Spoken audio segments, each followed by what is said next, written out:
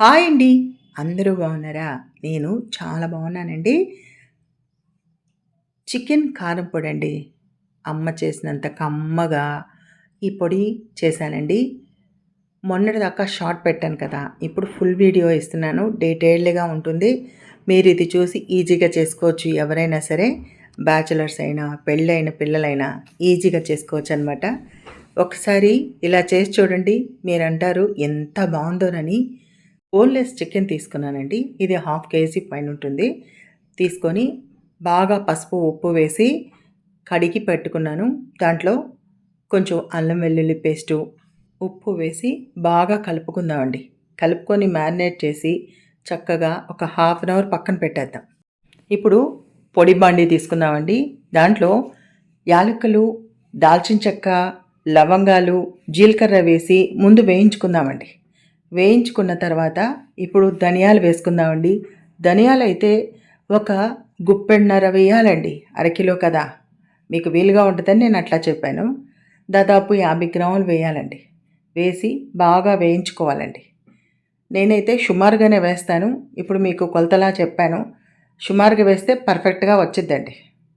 వేసి బాగా వేయించుకోవాలండి. పచ్చి వాసన పోయేంత వరకు వేయించుకోవాలి. మంచి వాసన వస్తుందండి. ఇప్పుడు స్కూల్ తెరిచారు కాబట్టి మనం రోజు కూరలు చేయాలి, టైంకి పంపాలంటే కుదరదండి. అందుకని ఇట్లాంటివన్నీ చేసుకున్నాం అనుకోండి, పిల్లలు ఇష్టపడి తింటారు. చికెన్ కదా, చికెన్ అంటే ఇష్టపడిన పిల్లలు ఎవరైనా ఉంటారా? అందుకని చెప్పేసి ఈ విధంగా చేసి పక్కన పెట్టుకుంటే పిల్లలకి పెట్టుకోవడానికి ఈజీగా ఉంటుందండి. కొంచెం నెయ్యేసి పెట్టామంటే ఇష్టంగా తినేస్తారు. ఇప్పుడు ధనియాలు వేగినాయి కదండి, ఎండుమిరపకాయలు సుమారుగా తీసుకున్నానండి నేను. తీసుకొని అవి కూడా వేయించాలండి. అవి కూడా కొంచెం వేగిన తర్వాత పక్కన పెట్టుకోవాలి. చల్లారనిద్దామండి. ఇప్పుడు అదే బండిలోకి మనకి ఎంత కారానికి ఎంత నూనె సరిపోద్దో అంత నూనె తీసుకొని ఈ చికెన్ని దాంట్లో వేయించుదామండి. బాగా ఎర్రగా వేగాలండి. చికెన్ ఎంత వేగితే అంత బాగుంటుందండి.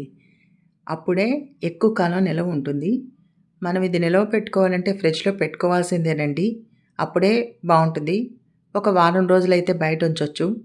నెల రోజులైతే ఫ్రిడ్జ్లో పెట్టుకోవచ్చు. పిల్లలు వెంటనే తినేస్తారు కదా. చూసారా, ఎర్రగా వేగుతుంది. ఈ టైంలో 2 గుప్పెళ్ళ కరివేపాకండి. కరివేపాకు ఎంత వేసుకుంటే అంత బాగుంటుంది. కారము అంటేనే కరివేపాకండి. అందుకనే నేను ఎక్కువే కరివేపాకు వేశాను. ఇది కూడా ఎర్రగా వేగాలండి. ఎర్రగా వేగిన తర్వాత తీసుకొని చల్లారనిచ్చే చేయాలండి. కారం అప్పుడే బాగుంటుంది. చూసారా, ఎర్రగా వేగినాయి కదా. స్టవ్ ఆపేసి ఆరబెట్టుకుందామండి. పూర్తిగా చల్లారిన తర్వాత మనం మిక్సీ చేసుకుందాం. అప్పుడే చాలా బాగుంటాయి. ముందుగా మిక్సీ జార్లోకి మనం మిరపకాయలు, ధనియాలు మిశ్రమం ఉంది కదా, వీటిని పొడిగొట్టుకుందామండి. 2 విడతలుగా చేద్దామండి. చిన్న జార్ తీసుకున్నాను కదా, అందుకని పొడిగొట్టుకొని ఇలాగా కోర్స్గా గ్రైండ్ చేసుకోవాలండి. తర్వాత మిగతా వేసి దాంట్లో వెల్లుల్లి, తగినంత చింతపండు అండి. కొంచెమేనండి, పెద్ద ఎక్కువ వేయకూడదు, బాగోదు పులుపు ఎక్కువైతే. ఇప్పుడు ఉప్పు వేసి మిక్సీ చేసుకుందామండి. మిక్సీ చేసుకొని చక్కగా ఒక గిన్నెలో పోసుకుందామండి. చూసారా, కోర్సుగానే అయింది, నేను మెత్తగా చేయట్లేదు. ఇదంతా కలుపుకుందామండి. ఈ పౌడర్లు 2 కలిపి పక్కన పెట్టుకుందాం. బాగా కలుపుకోండి, అప్పుడు బాగుంటుంది. మొత్తం చింతపండు, వెల్లుల్లి, ఉప్పు అంతా పడుతుంది. ఇప్పుడు చల్లారిన చికెన్ని మిక్సీ జార్లో వేసుకొని మిక్సీ చేసుకుందామండి. ఇది కూడా కోర్స్గానే చేయాలండి. మరీ ముక్కలు ఉండకూడదు, అలానే మరీ మెత్తగా ఉండకూడదు.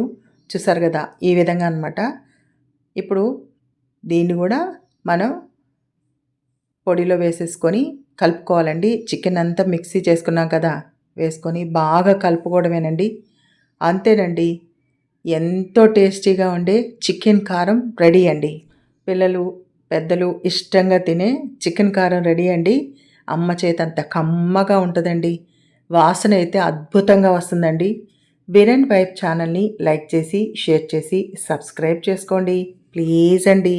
ఆహా, ఏమి రుచి అనక మానరండి, అంత బాగుంటుంది. మీ విరంజ్యోతి నల్లమోతు. Please comment.